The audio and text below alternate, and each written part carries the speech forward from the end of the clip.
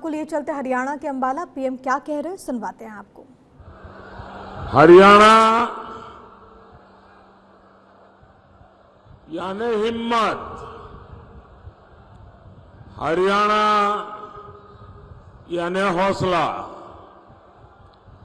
और तभी तो हरियाणा धाकड़ है, धाकड़। और मोदी ने तो कई सालों तक हरियाणा की रोटी खाई है।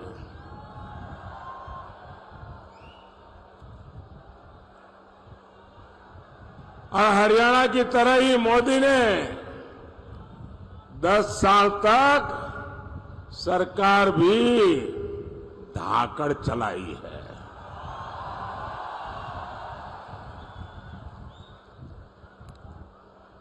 आज अंबाला के आसमान में रफाल के विमान जब उड़ते हैं तो आपको गर्व होता है कि नहीं होता है? गर्व होता है कि नहीं होता है? साथियों, आज मैं आपसे अगले 5 साल के लिए आशीर्वाद मांगने के लिए आया हूं।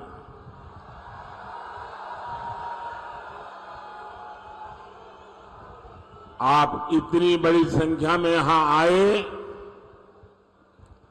मैं आपका बहुत बहुत आभारी हूं। आज मेरे बहुत पुराने साथी, संगठन में भी काम किया, सरकार में भी काम किया, हमारे रतनलाल जी कटारिया जी की बरसी है। मैं उन्हें भी अपनी श्रद्धांजलि देता हूं। भाइयों और बहनों, 4 जून में अब सिर्फ 17 दिन बचे हैं। 4 चरणों के चुनाव में कांग्रेस और इंडी गठबंधन, ये उनके सारे साथी, सारे दल 4 चरण में चारों खाने चित्त हो चुके हैं।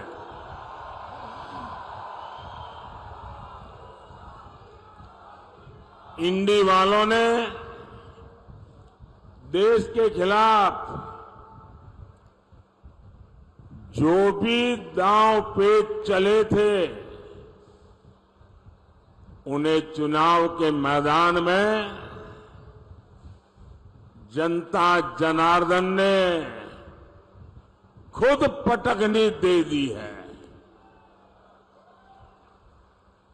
और हरियाणा तो वो राज्य है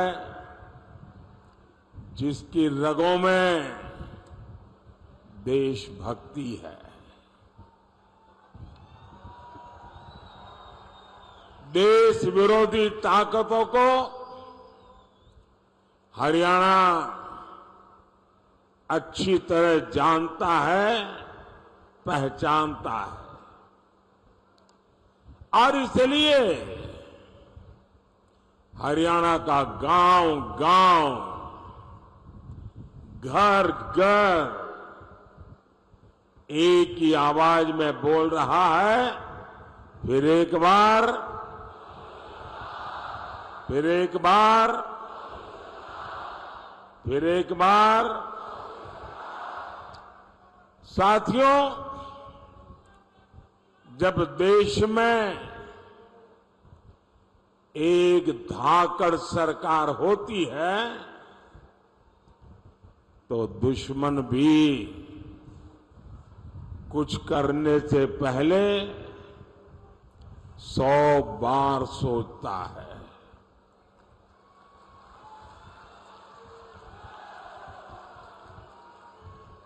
आज आप देखिए, जो पाकिस्तान 70 सालों से भारत को परेशान कर रहा था, जिसके हाथ में बम का गोला रहता था, आज उसके हाथ में भीख का कटोरा है।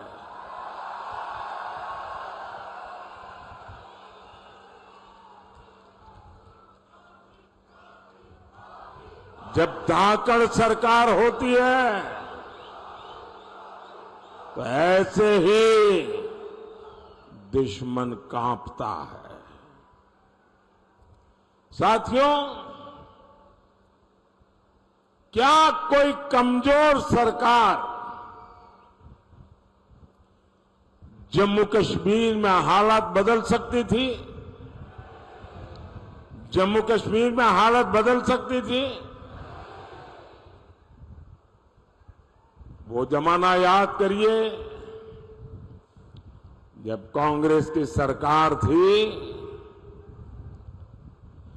हरियाणा की वीर माताएं दिन रात चिंता में रहती थी, कब किसी आतंकी का गोला फट जाए, कब किसी पत्थर से हमारे फौजियों का सिर फट जाए। और आज 10 साल हो गए, सब कुछ बंद हो गया कि नहीं हो गया? बंद हुआ कि नहीं हुआ? मोदी की धाकड़ सरकार ने 370 की दीवार गिराई और कश्मीर विकास के रास्ते पर चल पड़ा है।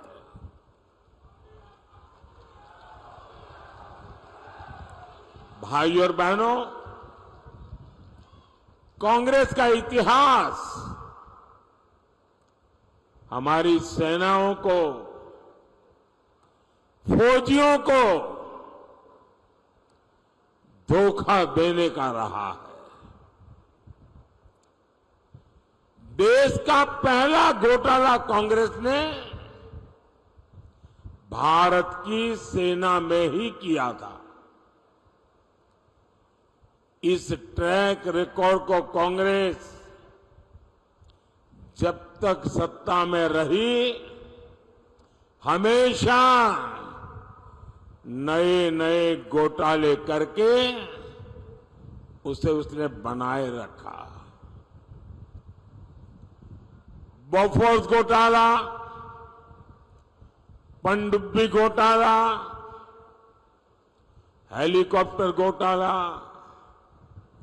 कांग्रेसी भारत की सेनाओं को कमजोर बनाकर रखते थे। जानते हैं क्यों? ताकि विदेश से हथियार मंगाने के नाम पर मोटी कमाई कर सके। हमारे सैनिकों की छोटी छोटी जरूरतों को तो ये कांग्रेसी पूछते तक नहीं थे। हमारे सैनिकों को कपड़े, जूते, बुलेट प्रूफ जैकेट ये भी ठीक से नसीब नहीं होते थे। उनके पास अच्छी राइफलें तक नहीं थी। उन्हें लाठी देकर कहा जाता था कि आतंकियों की गोलियों का मुकाबला करो। और जब मोदी सरकार में आया तो उसने कहा अब ये नहीं चलेगा।